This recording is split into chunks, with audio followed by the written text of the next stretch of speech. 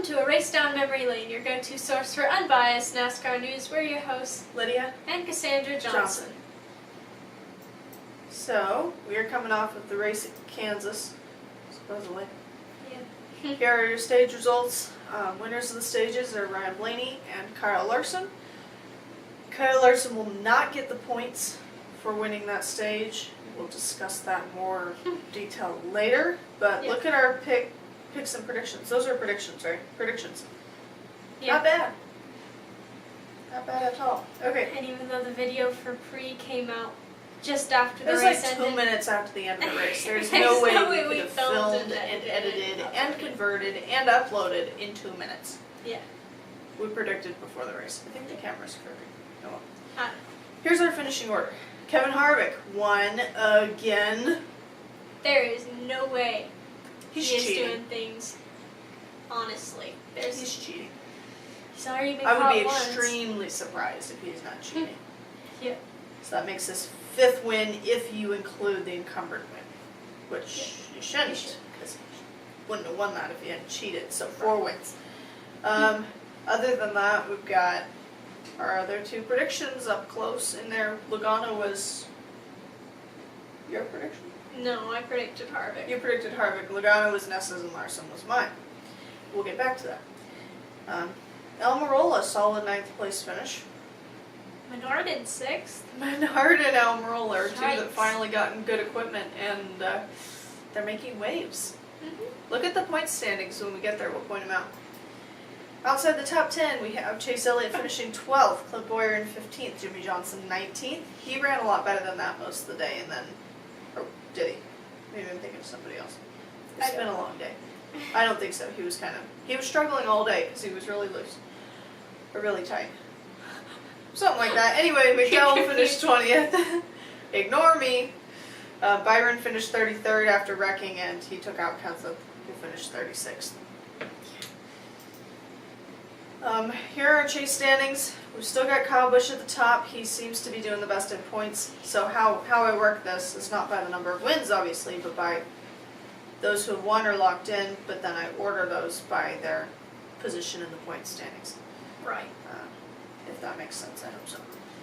Somehow at the end of the regular season, the people who are in the lead in points are going to end up with More. playoff points. I don't Yeah. know how it works. There may be a little bit of movement, but Not a whole lot. we'll just tell you when we get there. Yeah, we'll explain that later. It'll be a while. Okay, but then those guys who are not locked into the chase for the win, Keselowski, Kurt Busch, Hamlin, and Blaney, those points over there are the number of points there above the cutoff of 16 for when the chase starts. A long time from now. But here you'll see Almirola in 11th in chase standings. Right. That's pretty impressive. Wow. He's a comfy 77 above the cutoff line even this early in the season. Larson, you see there, he was in 11th in point standings with 91 points, but because of an L1 penalty, which we'll get to, I'm getting ahead of myself, he was deducted 20 points, so he's in 12th now. Yeah. I had to change the standings midweek, thank you NASCAR. Here's our cutoff line, so Elliott is on the hot seat, and then you got Stenhouse Jr. just a point behind him. So those in red, when we start the chase, will be knocked out. We see Menard in 18th. For that small team, that's pretty impressive. Obviously, it's the Penske affiliation that's helping to bring them to the front. But he's not too far out of the chase either. And then Byron is lurking. Even after that finish, he's still in the top 20. The 33rd place finish, he's still in the top 20 in points chase standings. Pretty impressive. So, yeah. He Not lost enough, quite a but bit. Pretty impressive. He lost quite a bit on the standings. He lost probably 4 or 5 spots with that finish. But Yeah. moving on. Here are our picks and prediction scores from this race. Cassandra won. She predicted Harvick. Of course, if you go through the rest of the season predicting Harvick, you're going to be good until they catch whatever he's cheating on. Yeah. We're all pretty close, and then we all picked Kenseth, and he finished 36th. So here's our running score. Not a whole lot's changed. Cassie and Nessa are now tied for predictions. Woo. Now, what do we have to discuss? Kyle Larson got an L1 penalty because, if you recall, if you were able to watch the end of that race, his back window, left side, driver's side brace was caved in. Now, whether that happened as a result of a wreck or not, I haven't been able to tell. It looks like it did. It didn't show up until after he wrecked. There are folks claiming, oh, Gordon commented on it in the commentary before he wrecked. Well, he wrecked with Blaney, and I didn't hear any commentary prior to that unless I'm missing it.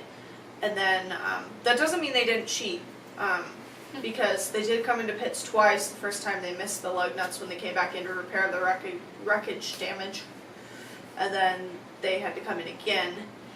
But I don't know if I don't see an opportunity for them to move that. I just don't understand. We've got cameras on every single pit box, so how are they cheating on that? Right. Maybe I'm missing something, but See, I'm not a Larson fan, but he didn't deserve that penalty. He wrecked. if that was the result of a wreck, he didn't deserve an L1 Right. penalty. No. If he's cheating, yeah, level it on him, but Didn't NASCAR say it was a result of a wreck? That's the impression I got, but I don't know. There's so much mixture going on. You can't You need really to tell. tighten up. You need to make the Anything media is L1 biased. penalty more specific. Yeah, you can't just slap an L1 penalty on whatever you want. Right. You need to have clear guidelines as to what exactly constitutes an L1 penalty, because we don't have one yet. We know that the window was illegal, but did it constitute an L1 penalty? That's not outlined anywhere. So that's completely the discretion of the NASCAR officials. Anyway, the result of that L1 penalty, whether fair or not, is that the crew chief has a $50,000 fine. That's rather large when compared to the normal $25,000, which is also rather large. Their car chief is suspended for the next 2 races, so that'll be the All-Star and then Charlotte. Or is it next 2 points races? I don't know, actually. I don't. I think the article I read said the All-Star and Coke 600. I could be wrong. Or is it the Coke 600, or is it just Charlotte? It's Coke 600. Anyway, so the article could have been wrong though too. Anyway, suspended for 2 races. They also, like we mentioned earlier, lost 20 driver and owner points, which knocked him down a spot in the standings. Also, brief mention of Elliott and Stenhouse. I didn't see that live. Did they broadcast that live? They didn't broadcast it live. I don't know. I don't remember. It was. I don't late think at they night. mentioned anything. But, yeah, it was like Saturday night race that was delayed considerably because of that wreck with Byron. That was a hard hit, by the way. It was a really hard hit. Kind of reminiscent of Almirola's wreck. Nearly just over a year ago. It was Kansas last year. Yeah, so a year ago. Anyway,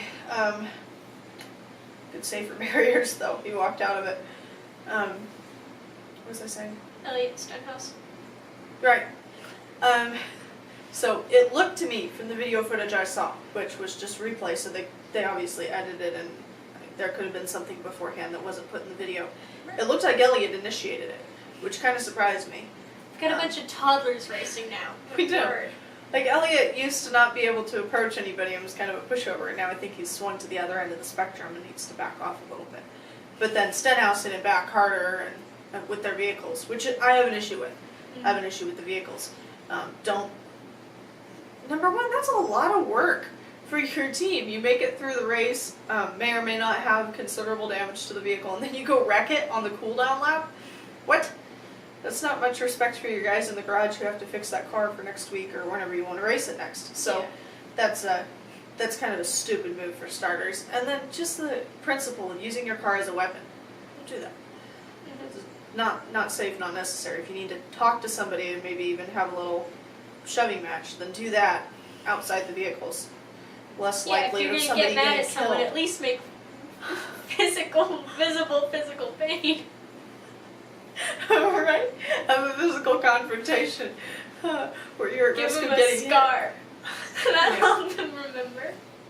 Handle it like men, not toddlers. Oh my goodness.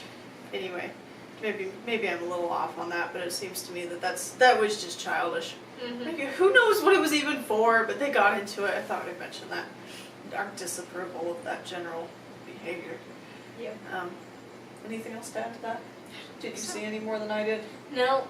Yeah.